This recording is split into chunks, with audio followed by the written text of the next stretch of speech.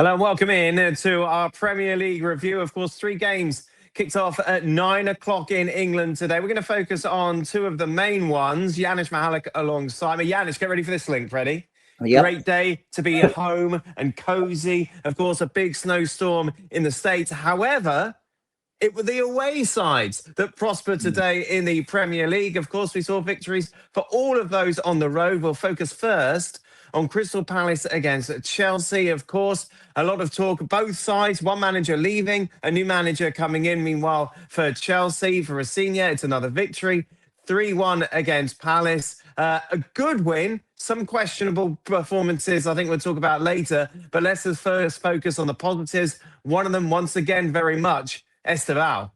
Yeah, I mean, every time he plays, he gives you that little something extra, that entertainment, right? Just a question of do they let him play more consistently, right? I know that sometimes you protect the players, but we've seen with Yamal in Barcelona that these players are eager, they can play. Obviously, you have to manage them to some degree, but it almost seems to me that Estêvão perhaps is ready now for a longer run, regardless how he plays, because I think there's a tendency when he has a maybe not such a good game to pull him out and not start him the next game. So he seems ready to me. I mean, he was a handful, that's for sure.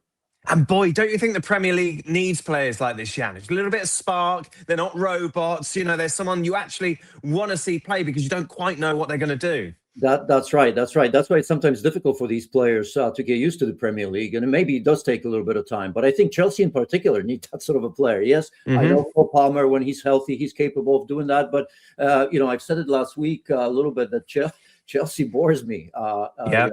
I had some messages about that from Chelsea supporters. I didn't mean it that negatively, but it is it was a team that really didn't excite me. And that's not what football's about. You got to win, and you see the pressure on managers, right? Maresca no longer there, and as you mentioned, Rossignol, that's I think 4 wins in 5 games. Yes, and that one loss wasn't bad to Arsenal. There's a rematch, so 3-2. So pretty good so far from him. Yeah, we've seen a little bit of resurgence as well from João Pedro since Rafinha's come in, obviously getting the 2nd goal today. Yeah, I think the expectations were so high, right? Club World Cup here in the United States, if you remember, Chelsea, the world champions, and João Pedro seamlessly moving into that team and scoring left and right. And then, of course, you look at that, a couple games you don't score and we start questioning him. So I think he's a good player today. That goal that he scored was almost lazy-like, right? I mean, he was so composed on that goal. And we saw, obviously, his shot was the one that gave the 3rd penalty, the penalty to get the 3rd goal. VAR took a long time. What did you make of this? VAR said it was accidental. That was only why it was a yellow card.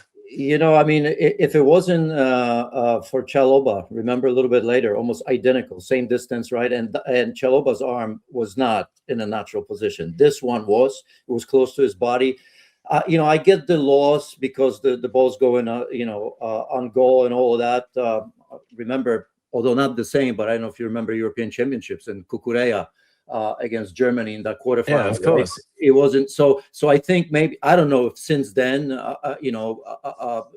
these situations are looked at differently. I get it that if it wasn't for that arm, it would have been in the back of the net. Chalobah's perhaps, there's some question marks, but to me, those are, as a former defender, it's criminal. We can't be calling penalties for that. But I get it. Laws of the game. Let's take a look at some other controversial decisions. Caicedo could have gone, for 2 yellows in the first half. Yeah, Wharton, he's gone, right? And it was silly, but he could have. That second, that was a foul. Sometimes it's given. So I guess he kept his composure for the rest of the game, although he came off in the second half as well. But yeah, could have, should have. Yeah, I thought that he should have gone, Caicedo, and Wharton obviously as well. But again, sort of similar situations, right? Like with the handball. Look, you go into this as a Palace fan, your season is a disaster. You're starting to look at the relegation zone. If you're going to take one positive from it, is that at 3-0 and 10 men, you didn't roll over. There was some character there. There was some drive to try and get back in the game. Yeah, but I just got a bad feeling that one goal certainly is not going to change how fans and players. I'm trying to be optimistic here, Janusz, for Palace fans. It's not easy for them, I imagine, at the moment. I'm worried about it because here we are, a team that wins a trophy and Community Shield to start the season. That's that may be going to the championship. I don't want to be too dramatic, dramatic about this.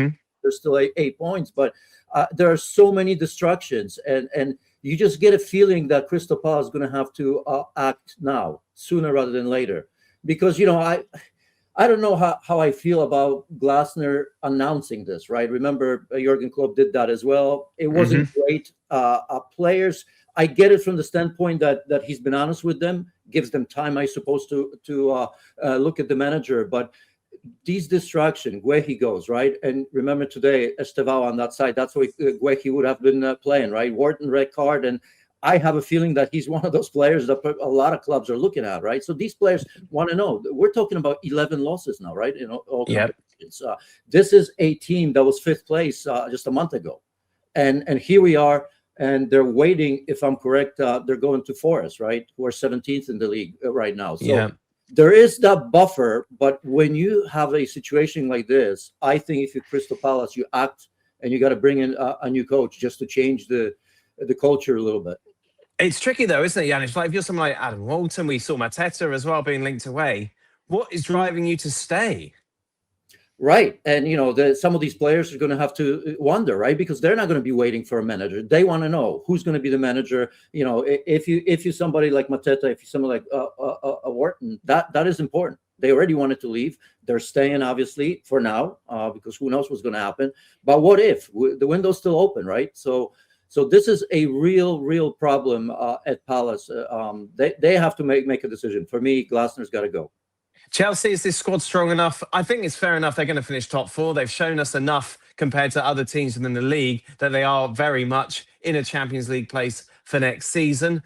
Bigger picture, who do they need to bring in January, if anyone, or do you wait till the summer? Yeah, I mean, defensively, they're a little bit all over the shop. A lot of it, rotation, a lot of it injuries, but, I don't seem to remember 2 or 3 games in a row where Chelsea had the same back 4. Maybe listeners have me corrected here, but that's an area where I think, you've mentioned that one goal. You saw the reaction of Sanchez, right? I mean, it is important to defenders. It is important to goalkeepers in an easy game like this. And that being easy, because let's not forget, Ismail Assar, I think 8th minute, remember that? And then in the 26th minute, I mean, unbelievable chances for Palace to score.